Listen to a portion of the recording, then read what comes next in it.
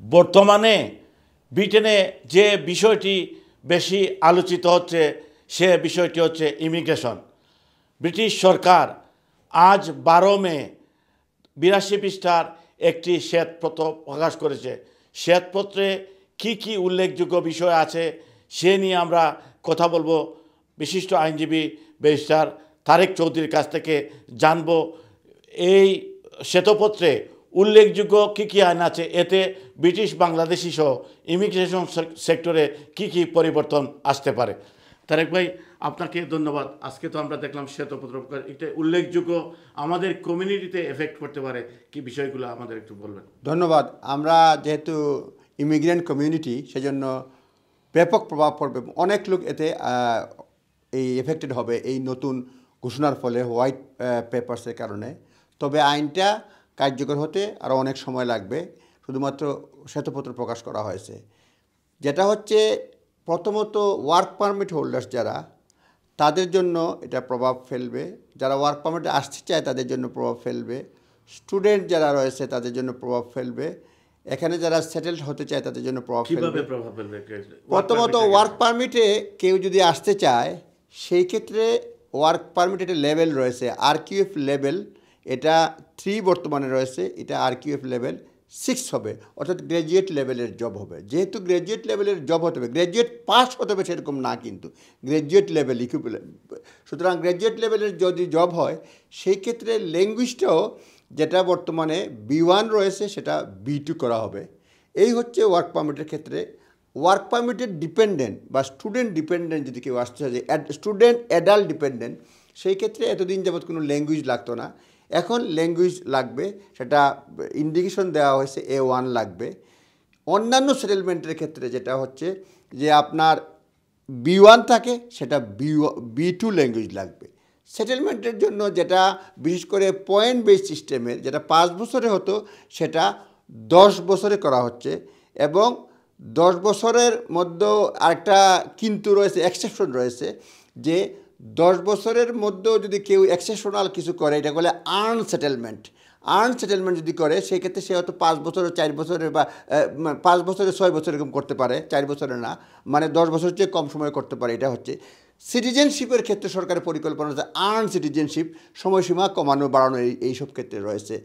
International স্টুডেন্টদের জন্য যেটা রয়েছে সেটা হচ্ছে যে বিভিন্ন ইউনিভার্সিটিতে যখন ছাত্র নিয়ে আসে সেই ক্ষেত্রে ইউনিভার্সিটিগুলোর উপরে একটা লেভি বসাতে পারে।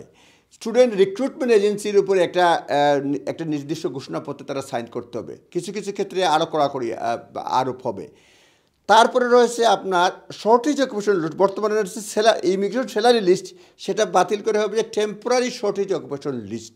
হ্যাঁ, সেইখানে বেতন ডিসকাউন্ট থাকবে না, ওই কিউএফ লেভেল যেটা 6 সেটা 3তে হলেও আসতে পারবে। বেতন যেটা 80% ডিসকাউন্ট, সেটা ডিসকাউন্ট এখানে প্রযোজ্য হবে না। তারপরে রয়েছে আপনার স্কিল চার্জার, ওয়ার্ক পারমিটের আরেকটা মেজর পরিবর্তন এমপ্লয়ারদের জন্য পড়বে, যেটা 300 স্মল অর্গানাইজেশনের জন্য যেটা 364 পাউন্ড পার হেড, সেটা হবে 480 পাউন্ড পার হেড। যেটা মাঝারি এবং লার্জ অর্গানাইজেশনের জন্য যেটা 1000 পাউন্ড বর্তমানের বছরে রয়েছে, সেটা হবে 1320 পাউন্ড পার হেড পার ইয়ার। এটা হচ্ছে। তারপরে হচ্ছে আপনার রিফিউজি যারা রয়েছে, এটা এখনও ক্লিয়ার করে নাই, হয়তো রিফিউজি অ্যাপ্লাই করে বা রিফিউজির মধ্যে ওয়ার্ক রাইট দিবে, এটা স্মল পুল যেটা দিবে, সেই ক্ষেত্রে তারা স্কিল ওয়ার্কার জবে যেতে পারবে একটা শর্ট সংখ্যক। সুতরাং এই ধরনের পরিবর্তন অনেকগুলা আসছে এবং সরকার এটা চাচ্ছে যে মানে মাইগ্রেন্টদের সংখ্যা কমানোর জন্য, এবং যারা বলছে আরেকটা জিনিস, এটা ঘোষণা না আসলেও আরেকটা জিনিস সরকারের পরিকল্পনার মধ্যে রয়েছে যে কেয়ার ওয়ার্কারের ক্ষেত্রে এই সংখ্যাটা মানে কমাবে, ওভারসিজ থেকে মানে কেয়ার ওয়ার্কার কমপ্লিটলি বন্ধ করে দিবে, এবং সেটা 2028 সালের মধ্যে একটা নির্দিষ্ট সংখ্যায় আসবে, হুট করে কালকেই বন্ধ করে দিবে এই ধরনের ঘোষণা কিন্তু আসে নাই। সুতরাং সকল সেক্টরেই পরিবর্তন আসছে। Restoring control over immigration system, পুরা এই শিরোনামে পুরা ইমিগ্রেশন সিস্টেমের উপরে সরকারের কন্ট্রোল আসতে যাচ্ছে, এবং এতে করে তারা আগামী পার্লামেন্ট নির্বাচনের পূর্বে কমপক্ষে বছরে 100,000 মাইগ্রেন্ট তারা কমাতে সক্ষম হবে এই নতুন পলিসিতে। এখন দেখা যাক মানে কখন করে, কিভাবে করে, আমাদেরকে অপেক্ষা করতে হবে। অনেকে আমাদের কাছে প্রশ্ন করতেছেন যারা অলরেডি ওয়ার্ক পারমিটে আছেন, ট্রেনিং 5 বছরের ট্রেনিং তাদের কি আগের সিস্টেমে করবেন না নতুন সিস্টেমে তারা? নর্মালি ওয়ার্ক পারমিটে বা যে কোনো ইমিগ্রেশন লতে তারা রেট্রোস্পেক্টিভ করার যেটা যে মানে ট্রেনে উঠে গেছে তাকে গন্তব্যে পৌঁছার পর্যন্ত একই গতিতে চলবে, তাকে পুরাতন ব্যাকডেট এরকম করবে না।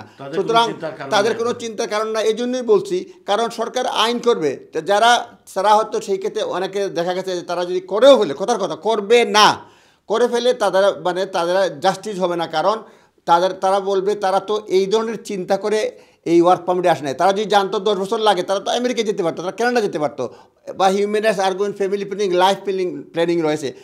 আপনার প্রশ্নের উত্তরে বলছি যে যারা ওয়ার্ক পারমিটে বা স্কিল ভিসায় যে রুটে আসছে এখন সেই রুটে থাকবে। এমনকি আরেকটা জিনিস অ্যাড করতে যাচ্ছি যে RQF লেভেল 3 থেকে 6 যাদের করবে, যারা অলরেডি RQF লেভেল 3-তে রয়েছে তাদের এক্সটেনশন সেটেলমেন্ট কোনো ক্ষেত্রেই তাদের RQF লেভেল 6-এ যেতে হবে না।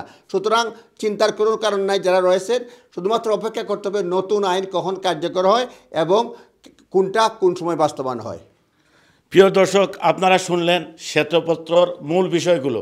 আপনাদের চিন্তিত হওয়ার কোনো কারণ নাই। শ্বেতপত্রটি বর্তমানে সরকার যা পরিকল্পনা নিয়েছে সেটি পর্যবেক্ষণ হবে, আলোচনা হবে, ডিসকাশন হবে, পাস হবে। এই পর্যন্ত। পরবর্তীতে এরপরেও যদি আপনাদের কোনো জানার থাকে বিশেষজ্ঞ সলিসিটার এবং ব্যারিস্টারদের কাছ থেকে জেনে নিতে পারবেন। MA কাইয়ুম, কিউ নিউজ, যুক্তরাজ্য।